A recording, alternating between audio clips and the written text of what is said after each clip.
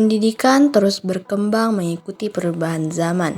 Setiap generasi menghadirkan tantangan baru, kebutuhan baru, dan cara belajar yang berbeda.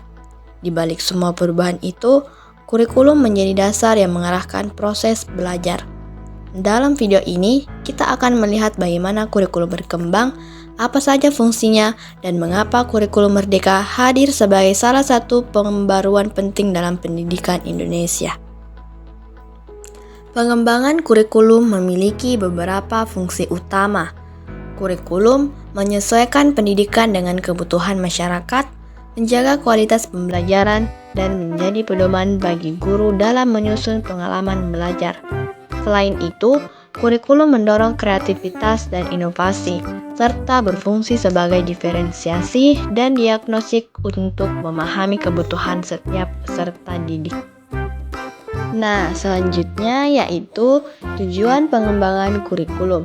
Tujuan pengembangan kurikulum adalah menghasilkan lulusan yang kompeten, membentuk pribadi yang berkarakter, mewujudkan pemerataan pendidikan, serta melestarikan budaya lokal. Tujuan-tujuan ini memastikan bahwa pendidikan tidak hanya mencerdaskan, tetapi juga membentuk identitas bangsa. Sejarah perkembangan kurikulum Indonesia. Perkembangan kurikulum Indonesia berlangsung melalui beberapa tahapan penting, dimulai dari kurikulum tradisional pada abad ke-19. Kemudian berkembang seiring munculnya pendidikan modern dan revolusi industri. Selanjutnya, lahir kurikulum terstruktur pada pertengahan abad ke-20, diikuti kurikulum berbasis kompetensi pada tahun 1990-an. Kini, kita berada dalam kurikulum abad 21 yang fokus pada kreativitas, kolaborasi, dan kompetensi berpikir. Semua ini membentuk perjalanan panjang kurikulum Indonesia. Latar belakang kurikulum merdeka. Kurikulum merdeka diperkenalkan pada tahun 2020 sebagai respon terhadap kebutuhan pendidikan modern. Kurikulum ini dirancang agar lebih fleksibel, relevan, dan berpusat pada siswa. Tujuannya adalah memberikan ruang yang lebih luas bagi siswa untuk belajar sesuai minat, potensi, dan kecepatannya masing-masing. Kerangka kurikulum merdeka.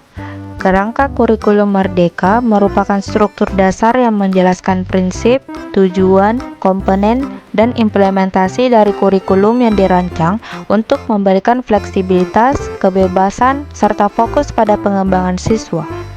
Ada 5 elemen penting dalam kerangka kurikulum merdeka, yaitu prinsip-prinsip kurikulum merdeka, tujuan kurikulum merdeka, komponen-komponen kurikulum merdeka, struktur implementasi kurikulum merdeka, dan keunggulan kurikulum merdeka. Struktur kurikulum merdeka. Struktur kurikulum merdeka mencakup kompetensi inti dan kompetensi dasar, profil pelajar Pancasila, mata pelajaran dan pilihan pembelajaran, pendekatan pembelajaran, serta evaluasi dan penilaian. Kurikulum ini juga menekankan fleksibilitas belajar, pemanfaatan teknologi, dan langkah-langkah implementasi yang disesuaikan dengan satuan pendidikan. Kurikulum satuan pendidikan. Pada tingkat sekolah, kurikulum diawali dengan analisis karakteristik sekolah. Kemudian, diterapkan visi, misi, dan tujuan pembelajaran. Setelah itu, diatur pengorganisasian proses belajar, serta dilakukan evaluasi dan pengembangan guru untuk memastikan kualitas pembelajaran terus meningkat. Nah, selanjutnya, pembelajaran mendalam atau deep learning. Kurikulum merdeka menekankan pembelajaran mendalam. Pembelajaran ini harus berkesadaran, bermakna, dan menggembirakan. Tujuannya adalah mendukung kurikulum dengan cara yang lebih holistik, sehingga siswa tidak hanya memahami materi, tetapi juga mampu menerapkannya dalam kehidupan nyata. Demikian penjelasan mengenai desain dan pengembangan kurikulum. Melalui kurikulum ini, Indonesia berupaya menciptakan sistem pendidikan yang lebih fleksibel, relevan, dan sesuai dengan tuntutan zaman.